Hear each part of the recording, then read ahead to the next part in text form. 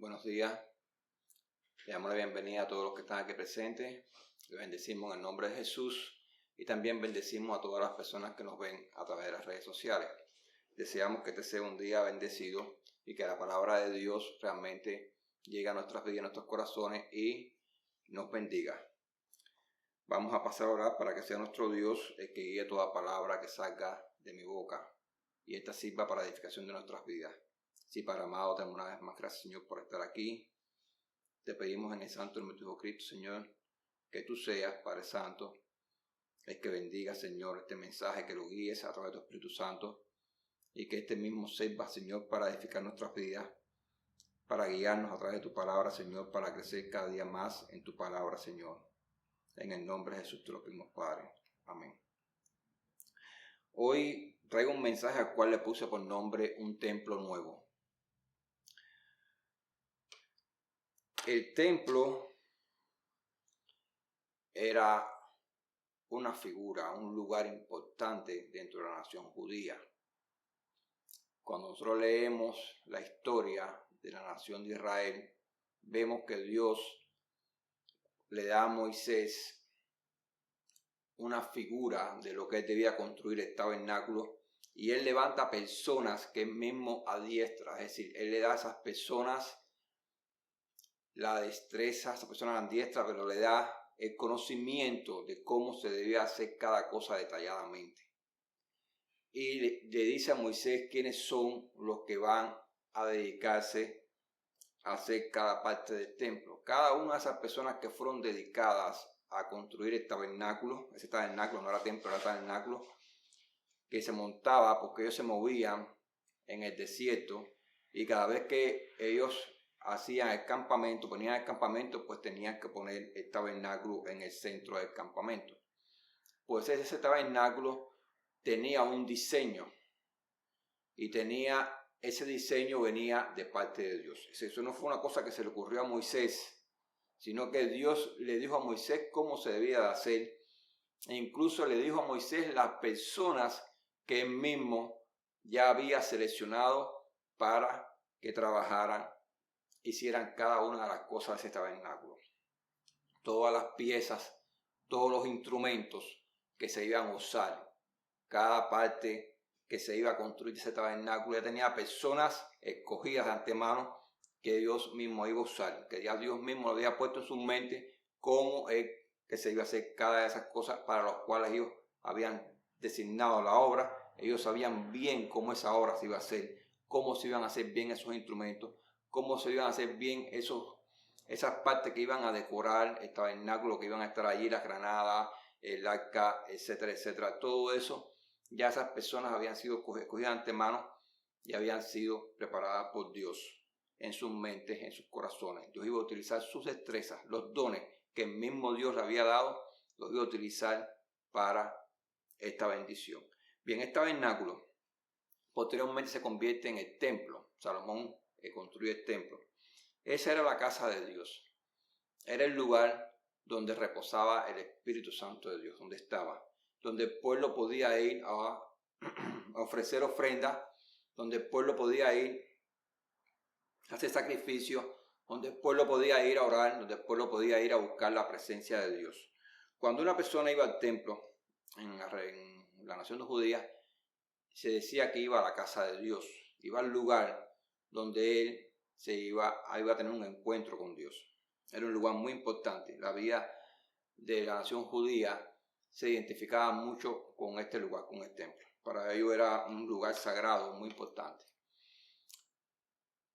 Cuando leemos la historia, vemos como esta nación de Israel, aún ya teniendo el templo, aún ya Dios habiéndole concedido a Salomón, el hijo de David, que construyera el templo, esta nación se olvida de todos los milagros que Dios había hecho, de toda la grandeza que le había dado, de toda la gloria que le había dado, a su sombra, a su amparo, a su cuidado, bajo su guía, bajo sus leyes. Se olvida, le da la espalda, comienza a tener relaciones con ídolos, con dioses falsos, comienza a sacrificar a dioses falsos, comienza a corromperse, comienza realmente a vivir una vida que no le agrada a Dios, comienza a hacer cosas que desagradan a Dios, y producto de esto viene entonces un momento que se conoce como la cautividad, donde Dios permite que un rey poderoso de otra nación invada a Israel, destruya los muros de Jerusalén, queme la ciudad, saquee y queme el templo de Dios. Y este pueblo, que ya le había dado la espalda a Dios porque en pos de otros ídolos, ahora enfrenta este proceso de la cautividad, frente a este proceso que ve cómo es destruida su ciudad santa, cómo es destruido el templo, la casa de Dios, cómo es saqueado ese templo. Y ahora este pueblo pierde su identidad. La identidad de este pueblo estaba basada en todo aquello que Dios le había entregado, en todo aquello que Dios le había dado, en todo aquello que ellos habían vivido. Aunque ellos le habían dado la espalda a Dios, ellos hallaban una identidad en esta casa de Dios, porque ellos sabían que esta era la casa del Dios vivo y verdadero, a donde ellos podían acercarse. Pues entonces, este pueblo pierde su identidad. En este tiempo de deportación a Babilonia, las personas que quedan en Israel, pues comienzan a juntarse con personas que no eran de la tierra de Israel, comienzan a adquirir costumbres que no eran las que ellos llevaban. Ellos estaban llamados a tener sus costumbres, a vivir según lo que Dios les había dado, de una manera santa, apartada para Dios, y a no participar de lo que las otras naciones, las cuales se conocen como los gentiles, participaban. Pero ellos comienzan a unirse, comienzan a ligarse con estas naciones y que están alrededor de ellos, y comienzan a participar de esta vida. Este pueblo ahora sin identidad comienza a adquirir una identidad falsa, una identidad que no era su identidad. Ellos andan ahora sin rumbo, andan sin guía. Tienen que tener en cuenta que en el templo estaba el arca de Dios, donde estaban los rollos de la ley, donde estaban las tablas de la ley, donde estaba la vara de Aarón que reverdeció. Ellos pierden todo esto. Ellos están ahora sin guía. Dice la palabra de Dios que lámpara es a mis pies tu palabra. Pues entonces ellos empiezan a adquirir, ya completamente se van, están sin guía. Sí hay personas que están fieles en sus corazones, personas que Dios va a usar para restaurar todo esto que se perdió. De hecho, si lees en la Biblia, ves cómo Dios levanta a un rey, el rey Ciro, el cual por una de sus ordenanzas ordena que se restituya la casa de Israel, que se restituya todo aquello que la nación de Israel perdió, que se vuelva a levantar el templo. Y es el momento, es este tiempo de restauración donde Dios usa a tres grandes hombres para restaurar tres grandes cosas que la nación de Israel ha perdido. Uno es Zorobabel, que lo manda a restaurar el templo. Otro es Esdras, que lo manda a restaurar la ley. Y otro es Nehemías, que lo manda a restaurar, a reconstruir los muros de Jerusalén, los cuales fueron destruidos.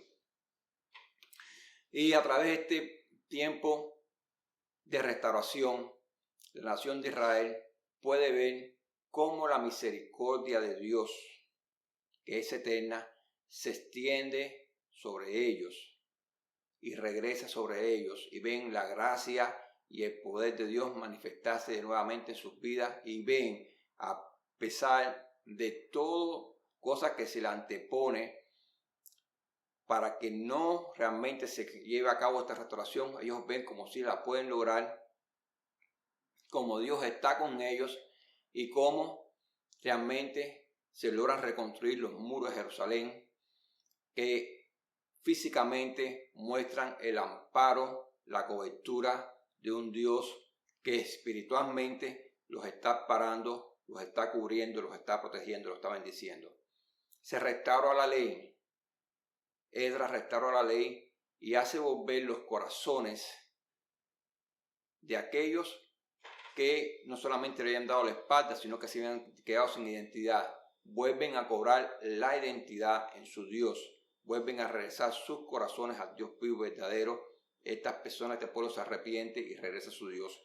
Y se restauró el templo, aquel lugar que era la casa de Dios. Regresa a la casa de Dios, a la nación de Israel. Regresa el lugar a donde la nación de Israel puede ir a esa casa, puede ir a dar ofrendas, puede ir a hacer holocausto, puede ir a hacer oraciones.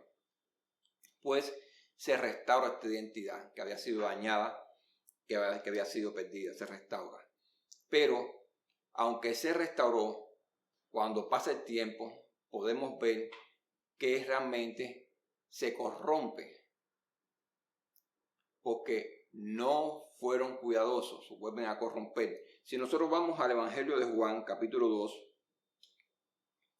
versículo del 13 al 22, vemos allí que justamente una de las celebraciones más importantes, de las fiestas que ellos celebraban, más importante que la Pascua, que recordaba cuando Dios saca a Israel de Egipto. Y dice, estaba cerca la Pascua de los judíos y subió Jesús a Jerusalén y halló en el templo a los que vendían bueyes, ovejas y palomas, y a los cambistas allí sentados. Y haciendo un azote de cuerda, echó fuera del templo a todos y las ovejas y los bueyes, y esparció las monedas de los cambistas y volcó las mesas. Y dijo a los que vendían palomas, quitad de aquí esto, y no hagáis de la casa de mi padre casa de mercado.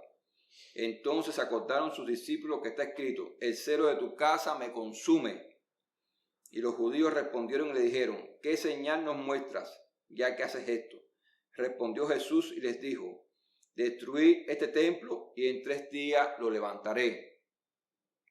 Dijeron luego los judíos, en 46 años fue edificado este templo, y tú en 3 días lo levantarás.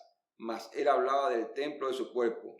Por tanto, cuando resucitó de entre los muertos, sus discípulos acordaron que había dicho esto, y creyeron la escritura y la palabra que Jesús había dicho. Vemos como estas personas que eran los encargados de cuidar el templo, que eran los encargados de cuidar toda esta ceremonia de holocaustos, de sacrificio, de cuidar todo lo que tenía que ver con las ofrendas, de cuidar esta casa, que era llamada casa de oración, cómo la corrompieron y le hicieron una casa de mercado, una casa donde se puede ver ahí que realmente está ya dominada por la visión de la riqueza. Las riquezas mal manejadas corrompen la vida del hombre, pero no de un hombre cualquiera, de cualquier hombre. No importa si es un hombre que no sirve a Dios como que sí sirve a Dios. Si un hombre no se cuida, las riquezas pueden corromper su corazón y hacer un uso de ella que no es el correcto, es decir, un mal uso. Y esto contamina y contamina cualquier cosa. La contaminación llega a niveles tan elevados que había contaminado esta casa de Dios, esta casa que había sido destinada para ofrendas, que había sido destinada para oración, que había sido destinada para holocaustos y sacrificios, para que el hombre viniera delante de Dios y que fueran expiados sus pecados a través de sus ofrendas y sacrificios, y que elevara ofrenda y quemar incienso a Dios, y todas estas cosas que era lo que Dios mandaba en la ley y que les enseñó para que vivieran reconciliados con Él y para que de una manera ellos se acercaran al Dios vivo y verdadero y mantuvieran una vida apartada, no de la misma manera que las otras naciones que vivían de una manera disipada y que adoraban otros dioses, sino que vivieran una vida buscando la guía, la dirección, el amparo, la misericordia de Dios vivo y verdadero y que se arrepintieran de sus pecados. Este era el objetivo de todos estos holocaustos y expiaciones, que ellos se arrepintieran de sus pecados, que Dios lavara sus pecados y a través de estas ofrendas los recibiera y así perdonara sus pecados y que ellos pudieran seguir viviendo como una nación apartada, santa, delante de Dios vivo y verdadero y caminaran en sus caminos y fueran aceptos. Pero ellos se olvidaron de esto y ellos hicieron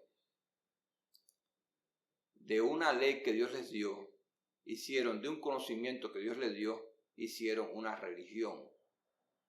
Y ellos en vez de guardar la palabra de Dios, se corrompieron, fueron detrás de las riquezas, se inclinaron delante de las riquezas y llegaron a corromper inclusive lo más santo y lo más sagrado que era la casa de Dios. Por lo tanto, Jesús aquí los enfrenta, los confronta y se los critica. Y les está diciendo, destruyan este templo de piedra. Destruyan esto. que ya ustedes lo tienen como un símbolo, como un ídolo. Ya esto no es la casa de mi padre, ustedes lo han corrompido. Ya esto es un instrumento que ustedes tienen en sus manos para sacar ganancias. Ya ustedes lo han corrompido todo. Ustedes realmente no tienen reverencia ante nada, ante nadie. Pero destruyan esto que ustedes tienen por grande y por sagrado. Destruyan esto y yo en 3 días lo levantaré. Pero voy a levantar un templo nuevo. Un templo que no es de piedra, un templo que es de carne.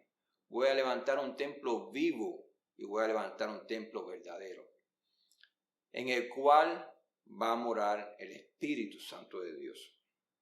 Dice la palabra de Dios que aquellos que han creído en Jesús y que le han recibido como su Señor y su Salvador, estas personas, una vez salvas, vienen a ser templos del Espíritu Santo, del mismo Espíritu Santo de Dios. Una vez que tú reconoces a Jesús, una vez que te arrepientes de tus pecados, que te bautizas, que le recibes como Señor y Salvador, dice que el Espíritu Santo de la promesa te sella y viene a morar en ti. Viene a morar para guiarte, viene a morar para renovarte. Y qué interesante, porque así como hubo una historia de la restauración, donde Dios usó hombres para restaurar lo que se había perdido, entre ellos el templo, ahora Jesús no está diciendo que va a restaurar, está diciendo que va a levantar un nuevo templo. Uno de los atributos del Mesías es que Él es el renuevo, el que hace nuevas todas las cosas. Pues aquí Él está haciendo un templo nuevo, no uno hecho de manos, sino uno que es espiritual. No uno que puede ser corruptible y puede ser pasajero, sino aquel que es incorruptible y que va a ser eterno. Este es el templo que Él está levantando. Y este es el templo del cual Él nos está invitando a participar. Porque la iglesia de Jesús es el cuerpo de Jesús.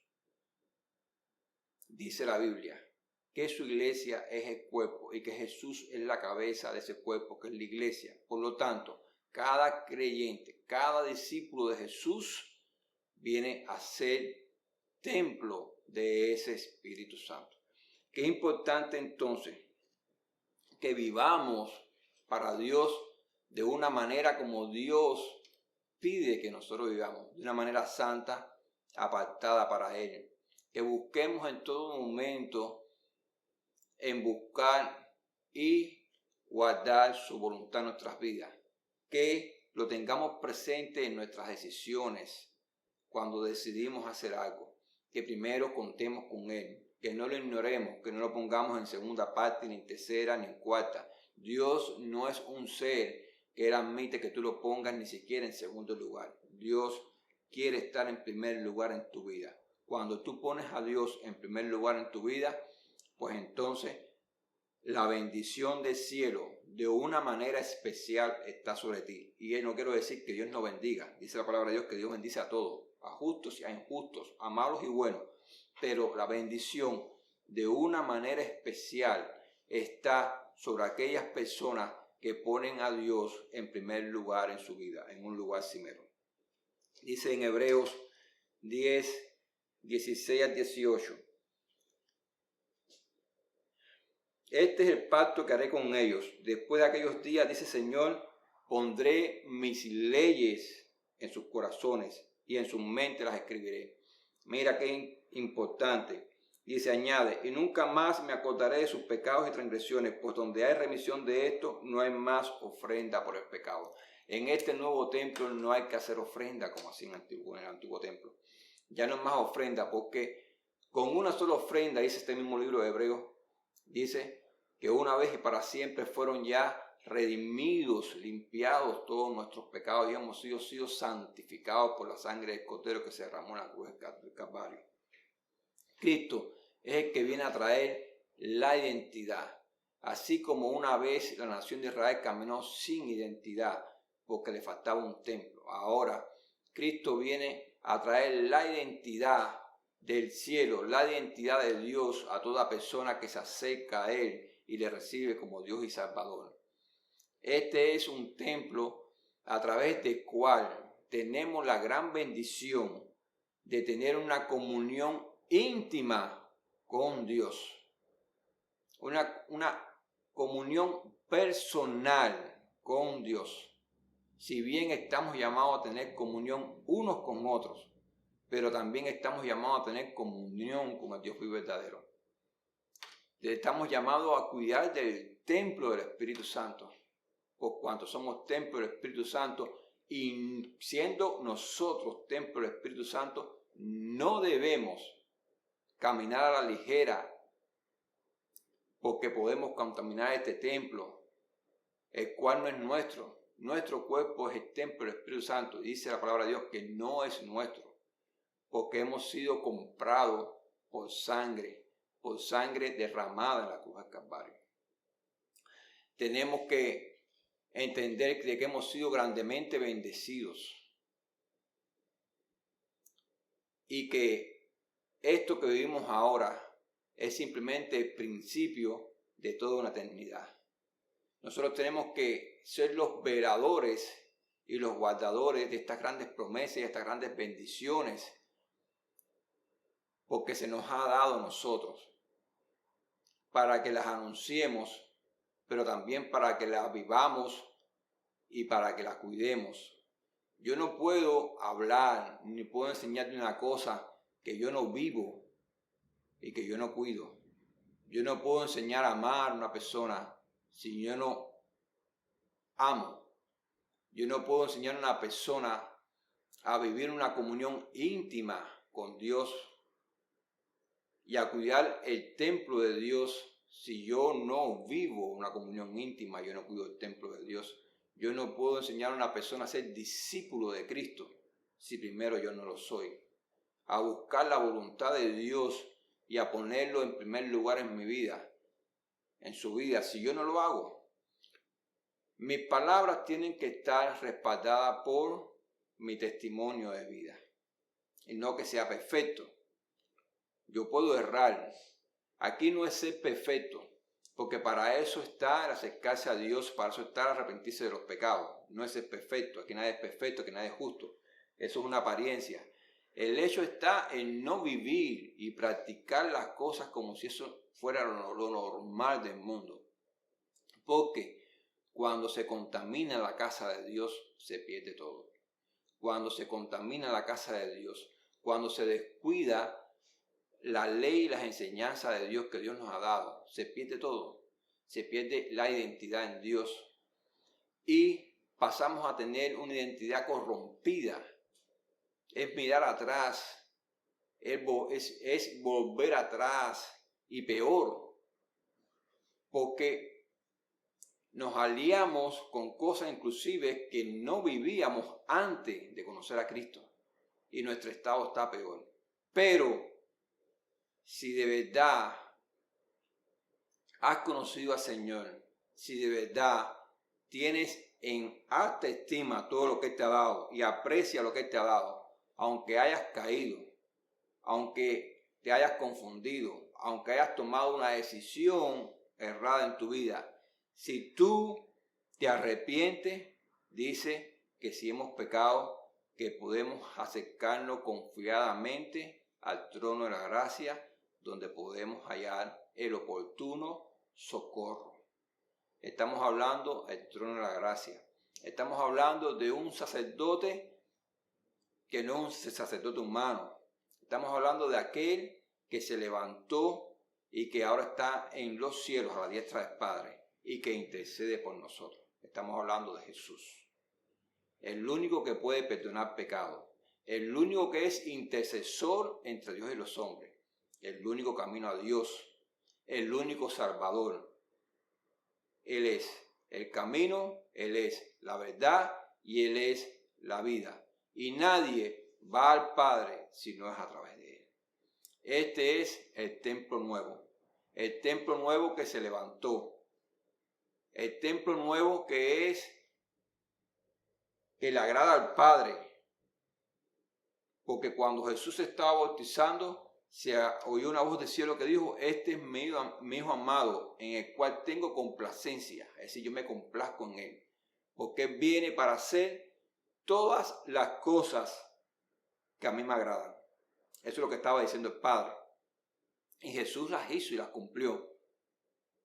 Por eso ahora está sentado a la diestra del Padre. Por eso toda la gloria, toda la honra y todo el honor ya no va para un templo hecho de piedra, ya no va para unas tablas con una ley en piedra, ya no va para unos rollos donde se escribió la ley, sino va para el Hijo de Dios, para aquel que levantó un templo nuevo, para aquel que escribe las leyes en nuestras mentes, en nuestros corazones, las pone en nuestras mentes, para aquel que realmente levanta una esperanza viva, incorruptible y eterna, para aquel que nos da una identidad verdadera de ser llamados hijos de Dios y de ser hombres y mujeres que seguimos a Cristo, que hemos sido salvados, no porque nosotros merezcamos ser salvados, ni porque seamos buenos, ni porque seamos santos,